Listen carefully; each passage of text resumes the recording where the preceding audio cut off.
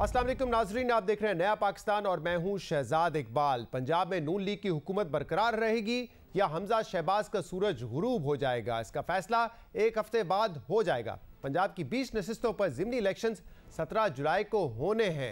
हमजा शहबाज की इत्तेहादी हुकूमत को अपनी अक्सरियत बरकरार रखने के लिए कम से कम 9 नशिस्तें जीतना होंगी, जबकि परवेज़ इलाही को वज़ीर आला पंजाब बनाने के लिए पाकिस्तान तहरीक इंसाफ को कम से कम 13 नशिस्तें दरकार हैं। पंजाब में ज़िमनी इंतखाबात इस वक्त नून लीग और पाकिस्तान तहरीक इंसाफ दोनों के लिए डू और डाई की हैसियत रखते हैं, जिसके लिए सियासी गहमा गहमी उरूज पर पहुंच चुकी है। एक तरफ मरीम नवाज इंतखाबी मुहिम में इमरान खान को आड़े हाथों ले रही हैं और आम इंतखाबात से पहले अवाम को माशी मुश्किलात से निकालने के दावे कर रही हैं, तो दूसरी तरफ इमरान खान अपनी इंतखाबी मुहिम में इदारों को और ख़ास तौर पर इस्टेब्लिशमेंट पर दबाव बढ़ाने में तेज़ी लाए हैं और अब इस्टेब्लिशमेंट पर धांधली करने के इल्ज़ामात लगा रहे हैं। कल कहूटा और खुशाब में जलसे से खिताब में साबिक वज़ीर आज़म इमरान खान ने कहा कि लाहौर में एक मिस्टर एक्स बैठा हुआ है जो धांधली के मंसूबा बंदी कर रहा है। इस आदमी का मिशन है किसी ना किसी तरह चोरों को इलेक्शन जितवा दें, मगर ये धांधली से भी इलेक्शन नहीं जीत सकेंगे। लाहौर में एक मिस्टर एक्स बैठा हुआ है। मिस्टर एक्स बैठ के पूरी प्लानिंग कर रहा है इलेक्शन में धांधली करने की। मिस्टर एक्स, आप भी सुन लो, ये धांधली अगर आप करेंगे तो धांधली से आप नहीं जीतने लगे, धांधले से भी नहीं जीतने लगे। मेरा आज चैलेंज है कि पाकिस्तानी कौम आज ऐसे खड़ी है, आपको उस सतह की धांधली करनी पड़ेगी इन चोरों को जिताने के लिए कि सारा इलेक्शन बेमाने हो जाएगा और बजाय इलेक्शन से कोई फर्क पड़े, इलेक्शन से इंतशार फैलेगा। इमरान खान ज़िमनी इलेक्शन में धांधली के इल्ज़ामात लगा रहे हैं और तनबीह कर रहे हैं कि अगर धांधली हुई तो इलेक्शन बेमायनी हो जाएंगे और मुल्क इंतशार की तरफ चला जाएगा।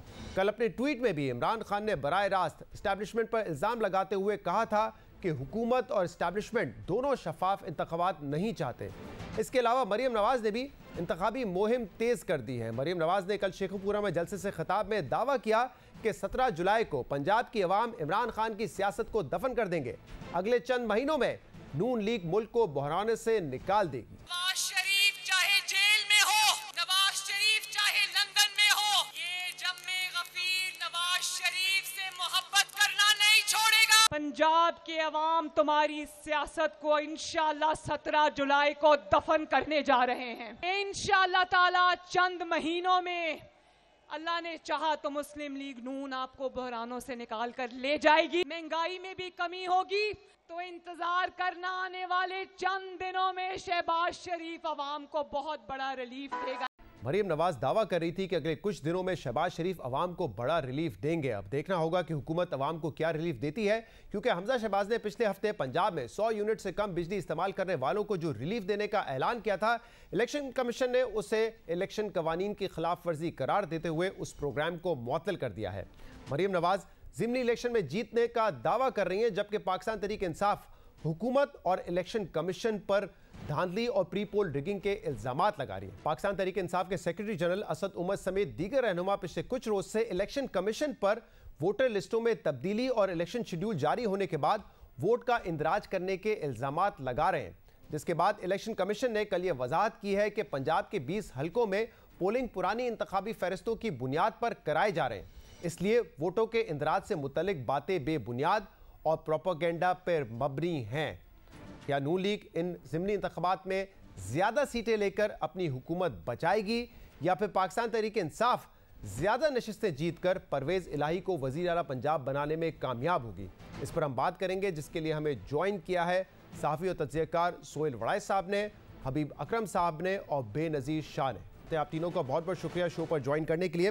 सोहेल साहब, सबसे पहले आपकी तरफ आते हैं।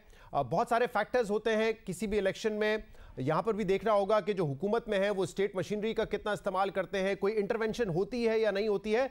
लेकिन उन फैक्टर्स को हटा के अगर सिर्फ मैं पॉपुलैरिटी के हवाले से बात करूं कि ग्राउंड पे इस वक्त क्या सिचुएशन है, कौन सी पार्टी ज़्यादा बेहतर पोजीशन में नजर आ रही है, तो आपको क्या लगता है कि ओवरऑल क्या पोजीशन हो सकती है? PMLN ज़्यादा स्ट्रांग नजर आ रही है या पाकिस्तान तहरीक इंसाफ? बज़ाहिर तो दोनों ताकतें बड़ी स्ट्रांग हैं, दोनों बड़ी पॉपुलर हैं, बड़ा सख्त मुकाबले होंगे हर जगह पर। लेकिन ये है कि PMLN को थोड़ा सा एज हासिल है। एक तो ये है कि उनको वो बड़े तजर्बाकार हैं बाय इलेक्शन के और इलेक्शन के। दूसरा, उन्होंने वो सारे टिकट दिए हैं जो जीते हुए उम्मीदवार थे, और ज़ाहिर है वो सारे PTI के उम्मीदवार थे, और जिनको अब नून की सपोर्ट हासिल है। तो वो नून की सपोर्ट भी अगर मिल गई और PTI के कुछ धड़ा वो अगर साथ ले आए तो ज़ाहिर है उनको एक एज हासिल होगा। तो लेकिन दूसरी तरफ जो शहरी हलके हैं वो मुनहरफ अरकान के लिए ख़िलाफ़ एक नफ़रत होती है, एक उनके ख़िलाफ़ एक बायस पाया जाता है, तो शहरी हलकों में उन्हें ये प्रॉब्लम पैदा होगी। लेकिन ओवरऑल मैं ये समझता हूँ कि जो फ़ायदा है या जो बेनिफिट है वो नून लीग को हासिल होगा, और नून जो है मेरा ये ख्याल है कि ज़्यादा सीटें ले लेगी। नून आपके ख्याल में ज़्यादा सीट्स ले लेगी। बेनज़ीर, आपने भी बड़ा इन तमाम हलकों पे थॉरो रिसर्च की हुई है। कैंडिडेट्स जो पाकिस्तान तहरीक इंसाफ के थे वो भी अब नून लीग के पास हैं। जो आज़ाद उम्मीदवार जीत के तहरीक इंसाफ ज्वाइन की थी उनमें से भी बहुत सारों को टिकट जो है वो PMLN ने दे दिया है। आपको क्या लगता है कि इस वक्त ऑन ग्राउंड किस पार्टी की पोजीशन ज़्यादा मजबूत है? शहजाद, कहना बहुत मुश्किल है, इसलिए क्योंकि ये जो इलेक्शन हो रहा है ये थोड़ा सा कॉम्प्लिकेटेड है, इस लिहाज से कि जो उम्मीदवार इधर थे वो इधर चले गए, जो इधर थे वो इधर चले गए हैं। कौन सी ज़्यादा जो सियासी जमात है वो ज़्यादा पॉपुलर कौन से हलकों में होती है। एक और चीज़ जो है, देखिए बहुत से अवामिल हैं जो मुस्लिम लीग नून के हक़ में हैं, जैसे कि सुहेल साहब ने कहा कि उन्होंने जीते हुए उम्मीदवारों को टिकट दिया है, फिर उनकी अभी हुकूमत भी है पंजाब में। लेकिन ऐसे बहुत से अवामिल हैं जो मुस्लिम लीग नून के ख़िलाफ़ भी जाते हैं, और उसका एक बहुत बड़ा जो फैक्टर है वो हमने नज़र आ रहा है बहुत से हलकों में कि नाराज़गियाँ बहुत ज़्यादा हैं मुस्लिम लीग नून के अंदर, उनके कारकुनान में, उनकी क़ियादत में, कि आपने जो PTI के MPs थे जिनको लोटा कहा जाता है, जो इलेक्टेबल्स थे, जिन्होंने 2018 में आपके उम्मीदवारों को हराया, उनको आपने उठा के टिकट दे दिया। इस वजह से हम देख रहे हैं कि कुछ हलकों में जो 2018 में मुस्लिम लीग नून के उम्मीदवार थे वो इंडिपेंडेंटली लड़ रहे हैं इलेक्शन, जैसे कि मलिक आसिफ भा साहब हैं PP83 से, खुशाब से, वो इंडिपेंडेंट खड़े हुए हैं। अब इससे कितना मुस्लिम लीग नून का वोट डिवाइड होता है और क्या इससे PTI को फ़ायदा होता है या नहीं, इसलिए हम कुछ हलकों में देख रहे हैं कि मुस्लिम लीग नून जो है वो मुस्लिम लीग नून के ख़िलाफ़ है। एक और मैं आपको यहाँ पर एक छोटी सी मिसाल दूँ, लोधरा में मुस्लिम लीग नून के जो MNA हैं वहाँ से लोधरा से अब्दुल रहमान कांजू साहब, वो एक हलके में तो मुस्लिम लीग नून के उम्मीदवार को सपोर्ट कर रहे हैं, दूसरे हलके में वो उनको अपोज कर रहे हैं। दूसरे हलके में नज़ीर अहमद बलोच साहब हैं, उनके वो खिलाफ कैंपेन कर रहे हैं। तो नाराज़गियाँ भी बहुत ज़्यादा है, तो इसमें देखना पड़ेगा कि क्या इससे PTI को फ़ायदा होता है और कितना मुस्लिम लीग नून का वोट डिवाइड होता है। सही है। अब हबीब साहब, हमने देखा कि तहरीक इंसाफ जब 3.5 साल हुकूमत में भी थी तो पंजाब में मेजॉरिटी बाई इलेक्शंस जो है वो पाकिस्तान तहरीक इंसाफ हारी थी, और उसकी एक बुनियादी वजह गवर्नेंस के इशूज़ थे, महंगाई का इशू था, एक इनकम्बेंसी फैक्टर था। आपके ख्याल में अब जब नई हुकूमत, एक कोalition गवर्नमेंट आई है और इसके दौर में भी जो कीमतें बढ़ी हैं पेट्रोल, गैस, बिजली की, उसके बाद आपको लगता है कि वो जो महंगाई वाला फैक्टर है, वो गवर्नेंस वाला फैक्टर है, न्यूट्रलाइज हो चुका है, या अभी भी आवाम जो है वो समझती है कि 3.5 साल की वजह, जो 3.5 साल की जो गवर्नेंस थी उस वजह से इस वक्त कितनी महंगाई है?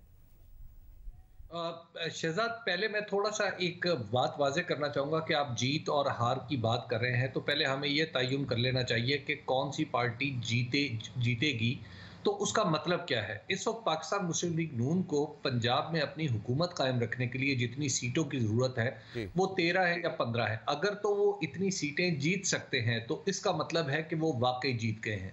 अगर वो इससे कम सीटें जीतते हैं, मिसाल के तौर पे वो 5 जीतते हैं, 10 जीतते हैं, 10-10 बराबर हो जाती हैं, तो इसका मतलब है कि पाकिस्तान मुस्लिम लीग, ये जो मैजिकल नंबर है हबीब साहब 9 का नहीं है जो चाहिए नून लीग को? देखिए, अब ये मुख्तलिफ 173 अगर हम इनके लोग मान लें तो उसके बाद एक 13 चाहिए, यानी 186 के लिए, और अगर हम इनके 175 मान लें तो उसके बाद फिर हमारा नंबर कुछ और हो जाएगा। तो लिहाजा अभी तो पहले तो ये देखना है कि वो सीटें जो मैजिक नंबर है क्या वहां तक कोई पार्टी पहुंचती है या नहीं पहुंचती। तो दैट इज द पॉइंट मेरा ख्याल है कि जिसके हवाले से हमें देखना चाहिए। बाकी जहां तक आप बात करें शहजाद के जो इनकम्बेंसी फैक्टर था वो मुकम्मल तौर पर सूरत हाल बदल चुकी है। इस वक्त नैरेटिव ये नहीं है कि गवर्नेंस हम अच्छी करेंगे या फलाने बुरी की, या हमने महंगाई कम कर दी, आप देखिए हमसे पहले महंगाई थी। इस वक्त जो बुनियादी तौर पर हल्का जाती सतह पर एक फैक्टर काम कर रहा है वो ये है कि कुछ लोग हैं जिन्होंने एक खास वक्त में अपनी जमात के साथ बेवफाई की, और वो 10 लोग तो इनमें ऐसे हैं जिन्होंने बराह रास्त पाकिस्तान तहरीक इंसाफ के टिकट बड़ी मिन्नतों और मुरादों के बाद हासिल किए थे 2018 में। तो लिहाजा उन लोगों को अपने हलकों में जवाब देना काफ़ी मुश्किल हो चुका है। उसके बाद दूसरी किस्म उन लोगों की है जो आज़ाद जीते थे और आज़ाद जीत के पाकिस्तान तहरीक इंसाफ में शामिल हुए थे।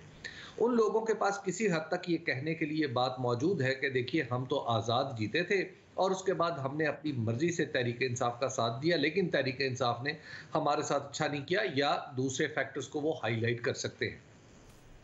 तो ये दो किस्म के जो उम्मीदवार हैं यहाँ पे, लिहाजा रिजल्ट्स भी हमें देखना चाहिए कि ये दो किस्म के ही होंगे। इसमें किसी पार्टी को वाज़े बरतरी हासिल करना काफ़ी मुश्किल है, लेकिन मुझे ऐसे लगता है कि जैसे अगर ये फैक्टर ज़्यादा चल रहा है जैसे लाहौर में और दीगर जगहों पे, तो उसमें शायद पाकिस्तान तहरीक इंसाफ को कुछ बरतरी हासिल हो।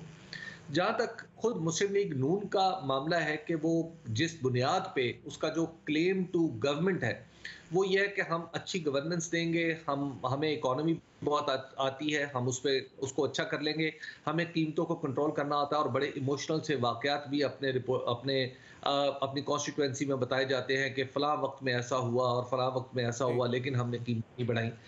लेकिन इस वक्त पाकिस्तान मुस्लिम लीग नून अपने ही दिए हुए जो क्रेडेंशियल्स है जिन पे वो चाहती है कि उसे देखा जाए, जिस पैमाने पे उसे नापा जाए, वो पाकिस्तान मुस्लिम लीग नून भी उस पर पूरा नहीं उतर रही। तो लिहाजा इस वक्त ये कहना कि जो किसी भी एक पार्टी के बारे में कि वो वाज़े तौर पर अक्सरियत हासिल कर लेगी और बखुसूस PMLN, मुझे लगता है ये काफ़ी मुश्किल बात है।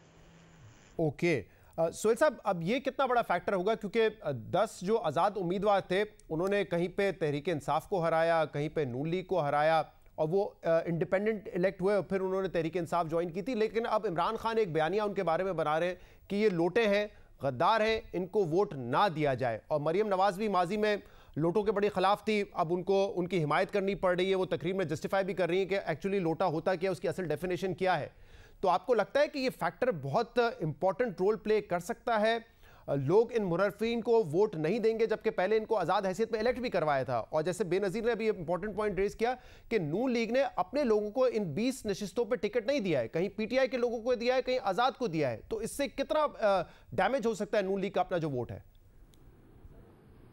शहजाद साहब देखें, जो इसमें तफरीक करनी पड़ेगी कि जो देही हलके होते हैं वहाँ तो सियासत का वोट होता है, सियासी जमातों का वोट बैंक ज़रूर होता है, लेकिन वहाँ धड़े चलते हैं।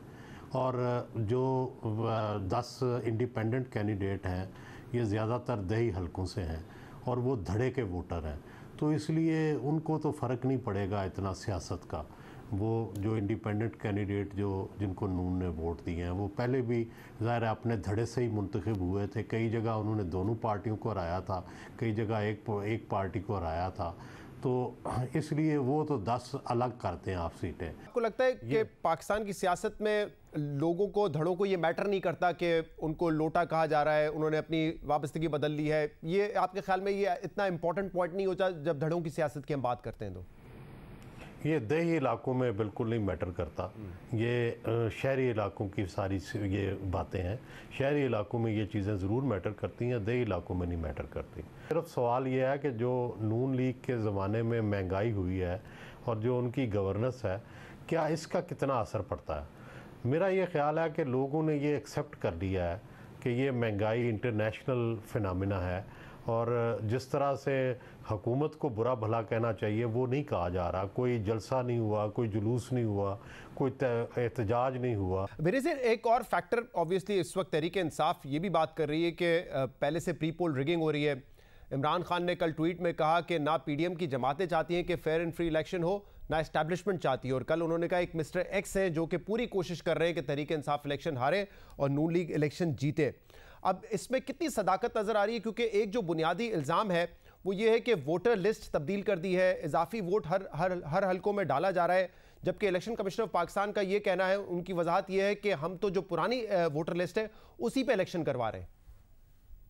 देखिए शहजाद, इलेक्शन कमीशन ने 19 जून तक मेरे ख्याल से वक्त दिया था। उन्होंने काफ़ी वक्त दिया था, 2-3 हफ्तों का वक्त था कि जिनके, और ये बात बिल्कुल सही है कि कुछ वोटर्स जब अपना वो नंबर भेजते थे तो उनका जो शहर था वो तब्दील हो गया था और उनको वक्त दिया गया था कि वो जाके पूरा उन्होंने एक कैंपेन चलाई थी कि ये नंबर है, आप इस पर कॉल करें, ये सेंटर्स हैं और आप अपना वोट जो है चेंज करा सकते हैं और अभी अगले इलेक्शन से पहले भी आप वोटर्स जो हैं चेंज करा सकते हैं वोटिंग अपनी। लेकिन देखिए, जहाँ तक प्री पोल रिगिंग की बात है, प्री पोल रिगिंग को रोकना शहजाद किसी भी मुल्क में ज़रा मुश्किल होता है। अब देखिए, मुस्लिम लीग नून ने कह तो दिया है कि ये हमने ये अब इलेक्शन कमीशन ने रोक दिया है मुस्लिम लीग नून को कि जो बिजली का इन्होंने जो एक अनाउंसमेंट की थी ये 17 जुलाई तक नहीं हो सकती, लेकिन लोगों को पता तो चल गया, ऐलान तो हो गया है, अखबारों में भी आ गया है कि 18 जुलाई से आपको मिल जाएगी 100 यूनिट की जो बिजली है फ्री। तो इसको रोकना बड़ा मुश्किल होता है। एक और चीज़ है जो शायद पीटीआई के हक में जा सकती है, 6 से 7 ऐसे हल्के हैं जो शहरी इलाकों में आते हैं। यहाँ पे हमने देखा है कि वोटर लिस्ट भी बड़ी है। 2018 से लेकर अब तक कोई इन 6 जो 7 हल्के हैं इसमें कोई 30 से 40 हज़ार नए वोटर्स ऐड हुए हैं और ये नए वोटर्स हैं आपके ज़्यादातर नौजवान तबका जो 2018 के बाद 18 साल का हुआ है। हाँ, तो क्या ये निकलेंगे वोट डालने? इसको जरा बताइएगा, ये कंफ्यूजन यही है। आप जैसे खुद कह रही हैं कि शहरी इलाकों में 30-40 हज़ार नया वोटर आया है, ये वो लोग हैं जिनकी उम्र अब 18 साल से बड़ी हो गई है और वो एलिजिबल है वोट करने के लिए। लेकिन फिर ये क्यों कहा जा रहा है इलेक्शन कमीशन ऑफ पाकिस्तान की तरफ से कि ये पुरानी वोटर लिस्ट पे ही 2018 की वोटर लिस्ट पे इलेक्शन करवाया जा रहा है? नहीं, ये 2018 के बाद जो आपकी बनी है ये 2018 प्री 2018 नहीं है, ये 2018 के बाद जो आपकी इलेक्शन लिस्ट बनी है और ये उन्होंने नंबर दिया है जिसमें 2018 से लेकर अब तक हर हल्के में ये जो 6 से 7 हल्के हैं इसमें कोई 30 से 40 हज़ार वोटर ऐड हुए हैं। ये ऑफिशियल नंबर है इलेक्शन कमीशन के। तो ये वोटर देखना पड़ेगा कि क्या ये निकल के वोट डालते हैं या नहीं डालते, क्योंकि जो हमारा नौजवान तबका है वो जलसों में आ तो जाते हैं लेकिन वोट डालने अक्सर नहीं निकलते। तो ये एक बहुत बड़ा फैक्टर हो सकता है शहरी इलाकों में कि अगर ये निकल के वोट डालते हैं और पीटीआई को वोट डालते हैं। तो हबीब साहब, आपको कुछ सदाकत नजर आती है इस इल्जाम में कि वोटर्स को जो है एक हल्के से दूसरे हल्के में ट्रांसफर किया जा रहा है? क्योंकि अक्सर बाज इलेक्शंस में ये सुनने में आता है, क्योंकि आपको पता होता है कि आपके दूसरे हल्कों में कौन सा आपका वोटर है, उनका वोट आप शामिल कर देते हैं जिस हल्के में इलेक्शन हो रहा हो। क्या ऐसा वाकई हो रहा है या बेबुनियाद इल्जाम है? और दूसरा, क्योंकि आप भी ऑन ग्राउंड जाते हैं इलेक्शन कवरेज के लिए और देखने के लिए कि क्या आवाम सोच रही है, तो कोई मिस्टर एक्स की एग्जिस्टेंस आपको नजर आ रही है इस इलेक्शन में? देखिए, जहां तक इलेक्शन कमीशन का मामला है तो इलेक्शन कमीशन ने जो पीटीआई के ऐसे काम करना शुरू किए जो पाकिस्तान तहरीक इंसाफ के लिए डिट्रीमेंटल थे। जैसे ही 17 जुलाई का इलेक्शन अनाउंस होता है और उसके साथ ही वो नई वोटर लिस्टें, यानी वो वोटर लिस्टें जो 2023 के इलेक्शन में इस्तेमाल होनी है, उनकी तैयारी शुरू कर दी जाती है और कहा जाता है कि 8300 पे आप आप अपना वोट चेक कर सकते हैं। और जो पुरानी वोटर लिस्टें जिनके तहत ये इलेक्शन हो रहा है वो एकदम उनके जो सबको सारे इस इलाके के वोटर्स हैं उनको बदल दिया जाता है क्योंकि वो नई लिस्टें हैं। जब ये शोर उठता है, मुसलसल बात होती है, तो उसके बाद फिर बड़े सटल अंदाज में कहा जाता है नहीं नहीं नहीं नहीं ऐसी तो कोई बात नहीं है, हम इसको ये ठीक कर लेते हैं। तीसरी बात यह है कि क्या ये छोटी बात है कि एक ऐसा क्रिटिकल इलेक्शन है जिस पे पंजाब हुकूमत की बका का दारोमदार है और पंजाब हुकूमत एक ऐसा ऐलान करती है जिसकी हकीकत अपनी जगह, लेकिन जी 100 यूनिट तक बिजली फ्री कर देंगे। आप जरा देखिए कि इलेक्शन कमीशन उसके ऊपर बड़े आराम से, बिल्कुल जैसे बच्चे को गाल पे हल्की सी मोहब्बत भरी चपत लगा के कहा जाता है कि नहीं आइंदा ऐसा ना करना। तो उस तरह की ट्रीटमेंट पाकिस्तान जो मुस्लिम लीग नून के वज़ीर आला हैं उनकी हुई है। तो लिहाजा इलेक्शन कमीशन की गैर जानिबदारी के ऊपर सवाल उठता है। ग्राउंड पे देखिए, किसी ने जाके किसी को नहीं कहना होता कि जनाब फलां शख्स जो है उसको ऐसे कर दो और तुमने आइंदा ये नहीं करना। 2, 4, 5 लोग होते हैं जिनको जाके कहना होता है कि जनाब आप ऐसा कर दें और आप फलां की सपोर्ट कर दें। और ऐसे वाक़यात मेरे बिल्कुल ज़ाती इल्म में मौजूद हैं कि जिनमें कुछ लोगों को कहा गया कि जनाब आप ए की बजाय बी का साथ दें, बी की बजाय ए का साथ दें। सोहेल बड़ाई साहब, एस्टैब्लिशमेंट के हवाले से जो पहले नून लीग इल्ज़ाम लगाती थी कि वो असरअंदाज होने की कोशिश कर रहे हैं इंतखाबात पर, अब पाकिस्तान तहरीक इंसाफ लगा रही है। कहते हैं कि प्राइवेट नंबर से हमें कॉल्स आ रहे हैं, हमारे लोगों को पहले कहा गया कि टिकट ना लो पाकिस्तान तहरीक इंसाफ का, फिर हमारे जो कैंपेनर्स हैं उनको अरेस्ट कहीं पे किया जा रहा है। इमरान खान साहब कह रहे हैं मिस्टर एक्स जो है वो चाहते हैं कि तहरीक इंसाफ की इलेक्शन ना जीते। क्या ये महज एक बयानिया है पाकिस्तान तहरीक इंसाफ का, या इसमें कहीं ना कहीं कोई सदाकत है? और अगर ये बयानिया है सिर्फ, तो क्या इसका फायदा होगा तहरीक इंसाफ को या नुकसान होगा इलेक्शन में? देखिए, है तो ये बयानिया, लेकिन इसमें हकीकत भी हो सकती है। लेकिन ये हकीकत हमेशा से रही है, हर इलेक्शन में ये होता है। हमने कोई भी इलेक्शन नहीं देखा कि जिसके अंदर ये फैक्टर्स मौजूद ना हो। ये फैक्टर मौजूद होते हैं और सियासी जमात को इन फैक्टर्स के बावजूद ही जीतना होता है। उसने अपना ज़ोर लगाना होता है कि ये फैक्टर मौजूद हैं, लेकिन इन फैक्टर्स के बावजूद हमने जीतना है। और दूसरी बात यह है कि इमरान खान साहब ये बयानिया बना के, मेरा ये ख्याल है कि एक वक्त आएगा कि उनको इस बयानिए के जो तज़ाद है, जो कॉन्ट्राडिक्शन है, उसका सामना करना पड़ेगा। क्योंकि उनकी जो सारा वोट बैंक है वो तो प्रो एस्टेब्लिशमेंट है, और वो अपनी सारी कंपेन जो है एंटी एस्टेब्लिशमेंट कर रहे हैं।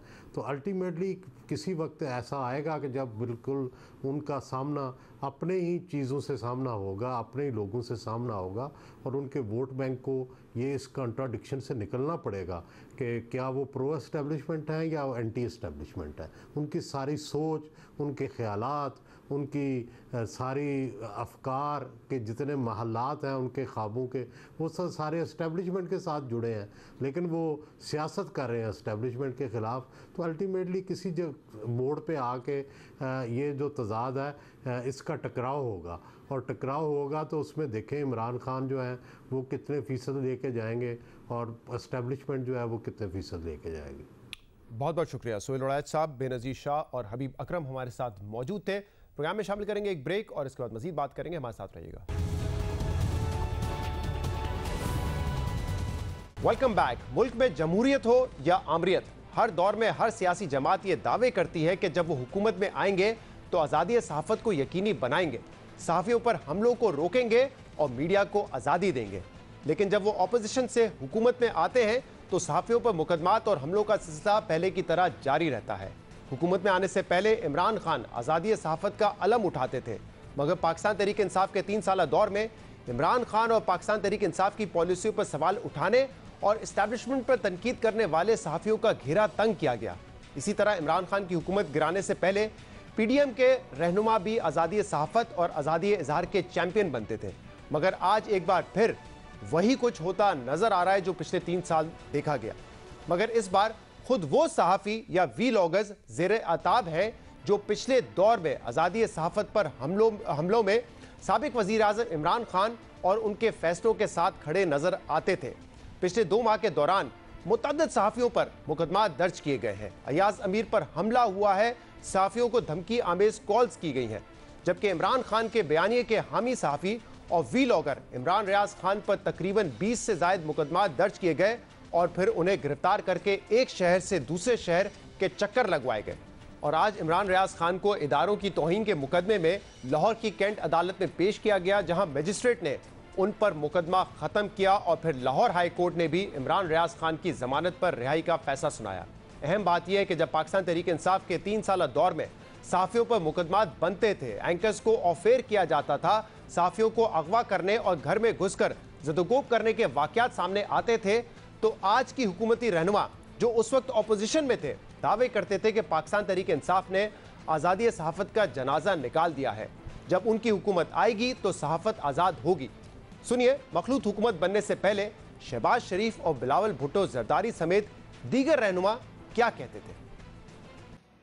हम आज़ादी सहाफ़त की पूरी कदर करते हैं। आपने इसको खुद अर्न किया है, लिहाजा प्रिंट मीडिया हो या इलेक्ट्रॉनिक मीडिया हो या फ्रीलांस हो, हम आपकी बेहद कदर करते हैं और हम किसी भी अपना नाजायज़ पाबंदी के भरपूर मुखालफत करेंगे। मीडिया पे हमले जारी है वो आप सबके सामने हैं। फ्रीडम ऑफ द प्रेस के बगैर, फ्रीडम ऑफ द स्पीच के बगैर, जो कि this is their the mother of all freedoms, freedom of speech के बगैर आप दूसरे राइट्स आप मांग नहीं सकते हो। मीडिया को खामोश कराने से या डराने से, धमकाने से, ये ड्रैकोनियन किस्म की जो चीज़ें हैं ये इसलिए ये करते हैं क्योंकि इनकी कारकर्दगी कुछ नहीं है। तो मैं इसको बिल्कुल कंडेम करती हूँ।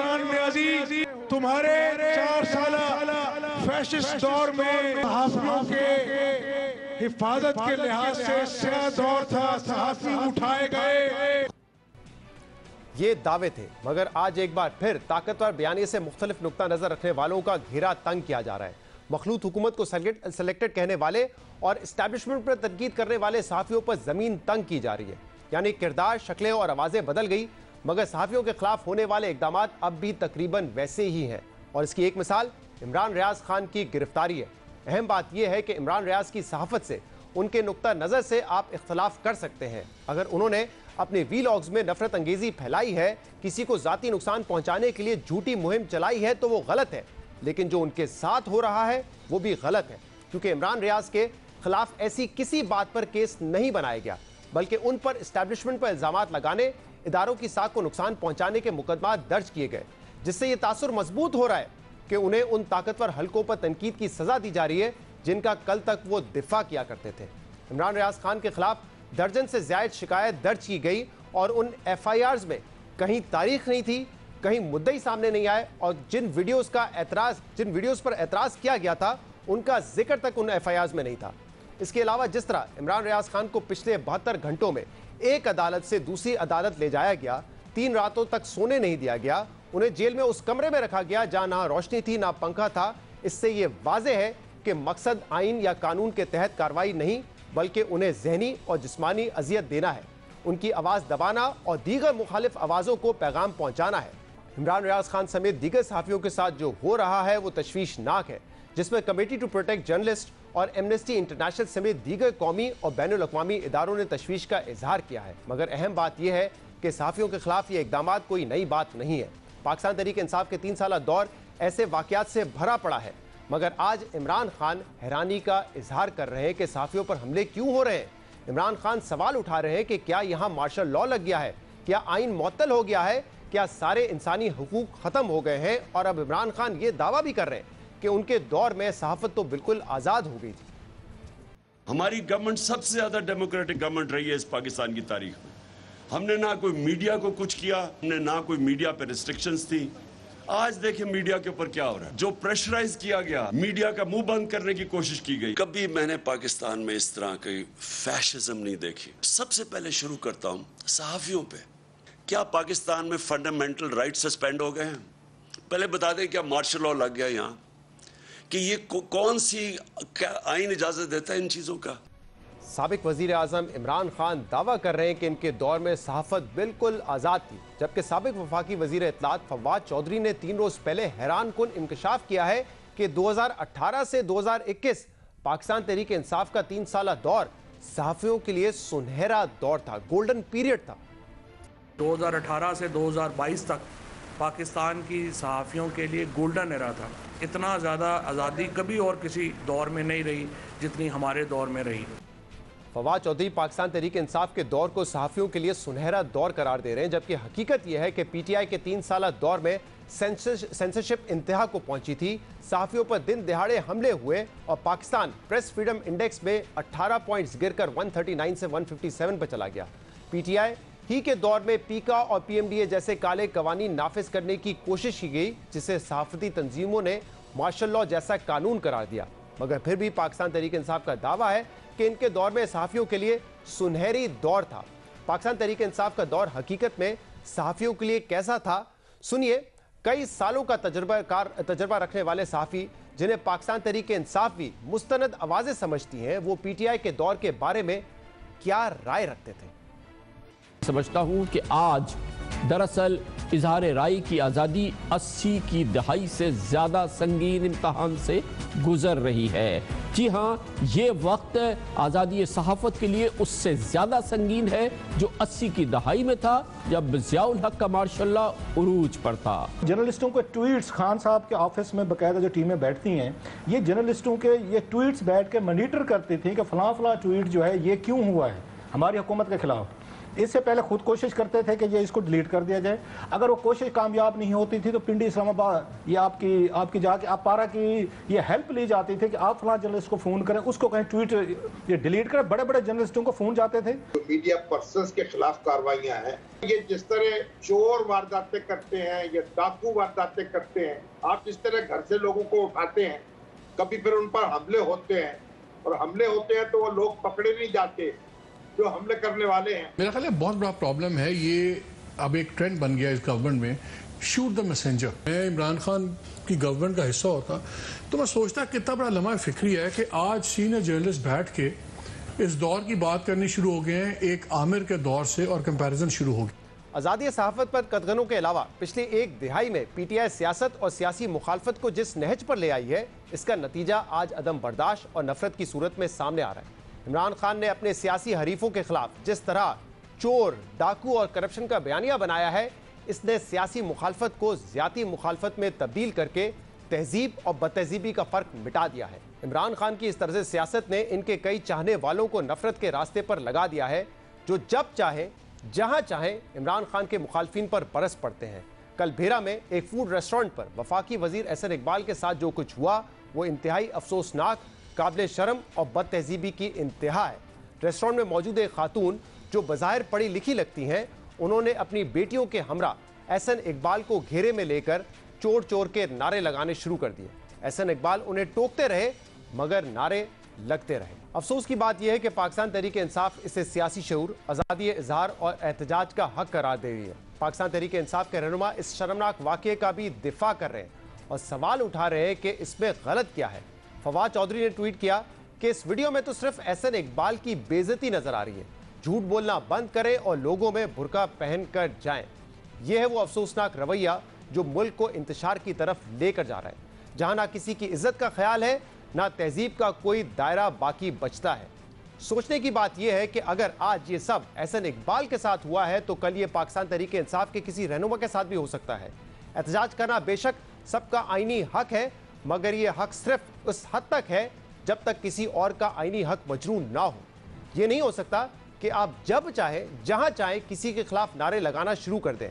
यह नहीं हो सकता कि जब चाहे किसी का घेराव कर लें और उन्हें हरासा करना शुरू कर दें। अहम बात यह है कि ये खवातीन एहसन इकबाल के खिलाफ चोर चोर के नारे लगा रही थी, जबकि एहसन इकबाल पर अब तक ना करप्शन साबित हुई है, ना उन्हें किसी अदालत ने करप्शन के इल्ज़ाम में सजा दी है।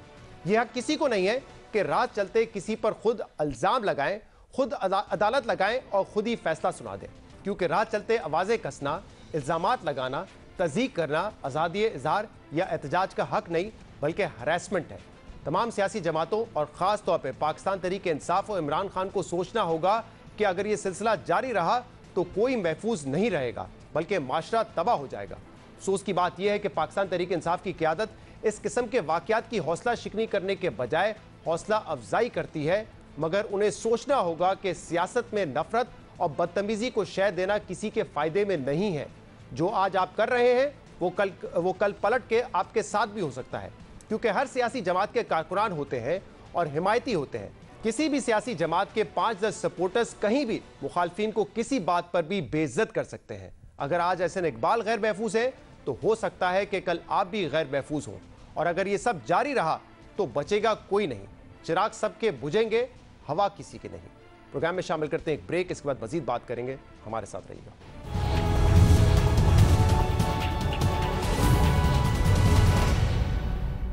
Welcome back. हुकूमत ने बजट में किस हद तक गैर हकीकी टारगेट सेट किए थे, इसका अंदाजा 2 दिन पहले जारी होने वाली स्टेट बैंक ऑफ पाकिस्तान की मॉनेटरी पॉलिसी की स्टेटमेंट से लगाया जा सकता है। हुकूमत ने कहा था कि जो रवा माली साल है उसमें जीडीपी ग्रोथ का जो टारगेट सेट किया गया है वो 5% होगा, जबकि जो महंगाई की शरह है वो 11.5% रहेगी। लेकिन 2 दिन पहले मॉनेटरी पॉलिसी कमेटी की जो स्टेटमेंट आई है उसमें कहा गया है कि जो ग्रोथ की रफ्तार है वो स्लो रहेगी, यानी कि 3 से 4% रहेगी, और महंगाई 11.5% के बजाय 18 से 20% रहेगी। इसके अलावा तशवीश की बात यह है कि आईएमएफ की जो इंपॉर्टेंट कंडीशंस थी वो मानने के बावजूद अब तक आईएमएफ का जो स्टाफ लेवल एग्रीमेंट है वो नहीं हुआ है, और पाकिस्तान को जो $2.3 बिलियन चाइना की तरफ से मिले थे उसके बाद भी पाकिस्तान के जो टोटल फॉरेक्स रिजर्व हैं वो दोबारा $10 बिलियन से कम हो गए हैं। हुकूमत के बजट में नंबर रियलिस्टिक थे या फिर जो स्टेट बैंक ऑफ पाकिस्तान की मॉनेटरी पॉलिसी कमेटी की स्टेटमेंट आई है उसमें नंबर ज्यादा रियलिस्टिक हैं, ज्यादा हकीकी हैं? इस पर बात करने के लिए हमारे साथ मौजूद हैं माहिर मईशत खुर्रम शहजाद। खुर्रम साहब बहुत बहुत शुक्रिया वक्त देने के लिए। खुर्रम साहब, अभी पिछले महीने जो बजट पास हुआ है उसमें जो आउटलुक दिया था हुकूमत ने वो ये था कि अगले साल जो ग्रोथ की शरह है वो 5% होगी, महंगाई जो है वो 11.5% होगी। लेकिन 2 दिन पहले जो मॉनेटरी पॉलिसी स्टेटमेंट आया है, मॉनेटरी पॉलिसी में जब इजाफा किया गया 125 बेसिस पॉइंट का, तो उस स्टेटमेंट में स्टेट बैंक ऑफ पाकिस्तान ने बेसिकली ये कहा है कि अगले साल जो ग्रोथ है वो सिर्फ 3 से 4% होगी, महंगाई की शरह 18 से 20% होगी, यानी कि बहुत तजाद है दोनों नंबर्स में। किसके आदाद शुमार, किसका आउटलुक ज्यादा रियलिस्टिक नजर आता है आपको? जी अस्सलाम वालेकुम शहजाद, देखें स्टेट बैंक का जो आउटलुक है वो रिलेटिवली ज़्यादा रियलिस्टिक नज़र आता है, क्योंकि अगर आप इंटरनेशनल मार्केट की सिचुएशन देखें, लोकल मार्केट की सिचुएशन देखें, ग्लोबल टाइटनिंग देखें, शरह सूद में ग्लोबली इजाफा किया गया है बहुत ज़्यादा, अभी अमेरिका और ज़्यादा कर भी रहा है, यूरोपियन कंट्रीज़ भी इसको फॉलो कर रहे हैं।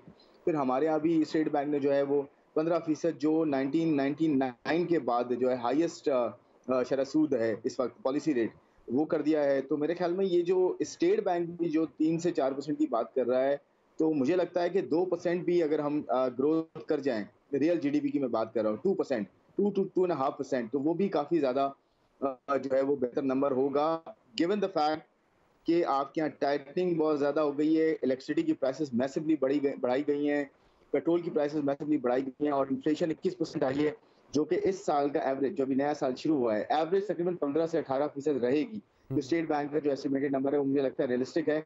अच्छी चीज़ ये है कि ऑयल प्राइसेस जो है रिवर्स होना शुरू हुई हैं, तकरीबन को $20-22 पड़ा है, अभी दोबारा ब्रेंट जो है $160 पे आ गया है, लेकिन स्टिल 100 के पास आ गया। तो लगता है ये कि अगले 3 से 4 महीने में जो ऑयल प्राइसेस हैं शहजाद, ये हमारे जैसे इमर्जिंग इकोनॉमीज में, क्योंकि इसी से ड्राइव होती है और cost of doing business drive होता है, और ग्रोथ और हर चीज़ पॉलिसी जो है इसी से ड्राइव होती है। तो मेरे ख्याल में जो ऑयल प्राइसेस हैं वो 100 या उससे सस्टेन करती है, जो कि अगले 2 से 3 महीने में चांसेस हैं आने के। उसकी वजह से आपके यहाँ महंगाई में स्लो डाउन आएगा, महंगाई की शरह में स्लो डाउन आ जाएगा थोड़ा, और हो सकता है 15-16% के पास आप एवरेज करें। लेकिन आपको लगता है कि खुर्रम शहजाद साहब, अगर इंटरनेशनल मार्केट में ऑयल की प्राइसेस में कोई कमी भी आती है, तब भी आवाम को इसका फौरी तौर पे कोई रिलीफ पहुंचेगा? ये बात तो ठीक है कि हमारा जो करंट अकाउंट है उससे हमें फायदा होगा क्योंकि इंपोर्ट बिल कम होगा, लेकिन आवाम को क्या कोई फायदा होगा? क्योंकि हमारी जो कमिटमेंट है IMF से वो ये है कि हमने लेवी को 50 रुपए तक लेके जाना है, तो यानी कि अगर मार्केट में प्राइस कम होगी तब भी हम शायद उसको एडजस्ट ना कर पाएं क्योंकि हम लेवी लगाएंगे, हमने GST भी लगाना है उस पर, तो आवाम को कोई रिलीफ मिलेगा? या ये जो 250 रुपए इस वक्त पेट्रोल की प्राइसेस हैं, ये फिलहाल 6 माह के लिए, 1 साल के लिए न्यू नॉर्मल है, यहां से प्राइसेस बढ़ तो सकती हैं लेकिन कम नहीं हो सकती? शहजाद, ये बड़ा अच्छा क्वेश्चन है। देखें, पहली बात तो ये कि मैक्रो पे क्या इम्पैक्ट होगा और माइक्रो पे क्या, आप जो बात कर रहे हैं वो माइक्रो की बात कर रहे हैं कि आम आदमी क्या इम्पैक्ट पड़ेगा। पहले अगर मैं मैक्रो का आपको थोड़ा सा बता दूं कि अगर ऑयल प्राइसेस $10 गिरती हैं तो $800 मिलियन से लेकर $1 बिलियन का फायदा होता है, और इसी तरह नुकसान भी होता है अगर ऑयल प्राइसेस जो है तकरीबन $10 से बढ़ जाती हैं। तो अगर अभी $20 गिरी हैं, और मुझे लगता है कि ऑयल प्राइसेस जो हैं, गिवन द फैक्ट कि ओपेक अपनी सप्लाई बढ़ा रहा है, साथ में ईरान अपनी जो है वो सप्लाई लेके आने की बात कर रहा है, अमेरिका उसको इजाज़त दे रहा है, उसके साथ साथ जो है ओवरऑल टाइटनिंग हो रही है, तो डिमांड जो है वो आहिस्ता आहिस्ता नीचे आ रही है, रिसेशन में दुनिया जा रही है, तो उसकी वजह से ऑयल प्राइसेस डेफिनेटली गिरेंगी। तो अगर ऑयल प्राइसेस गिरती हैं 80 to 70 पे, मुझे लगता है कि $80 से $70 के पास आ जाएंगी पर बैरल अगले 3 से 4 महीने में। अगर ये होता है तो फिर डेफिनेटली गवर्नमेंट के पास रूम होगा पास ऑन करने का, लेकिन अदरवाइज 90 से $100 के बीच में अगर प्राइसेस रहती हैं तो फिर शायद इतना रूम ना हो। फिर आप सही कह रहे हैं कि IMF के साथ हमने कमिटमेंट्स किए हैं। रेवेन्यू की एक इंपॉर्टेंट पॉइंट ये कहूंगा कि रेवेन्यू आपका ग्रोथ की वजह से आता है और इंपोर्ट्स की वजह से आता है। इंपोर्ट्स की वजह से 48% आपका रेवेन्यू पिछली मरतबा टैक्स ग्रो हुआ है। तो अगर इंपोर्ट्स आपकी जो है गिरेंगी क्योंकि ऑयल पैसे नीचे आती हैं और ऑयल जो है वो कंप्रेशन हो रही है इकोनॉमी में, डिमांड नहीं होगी, ग्रोथ नहीं होगी, तो डेफिनेटली फिर आपकी जो है टैक्सेस गिरेंगे। तो यहाँ से गवर्नमेंट डेफिनेटली टैक्स पूरा करेगी, तो शायद इतना ज्यादा पास ऑन ना कर सके अगर ऑयल प्राइसेस ज्यादा नीचे नहीं आती। बहुत बहुत शुक्रिया। खुर्रम शहजाद साहब हमारे साथ मौजूद थे। नाज़रीन, आज के प्रोग्राम में इतना ही, इजाजत दीजिए, अल्लाह हाफिज।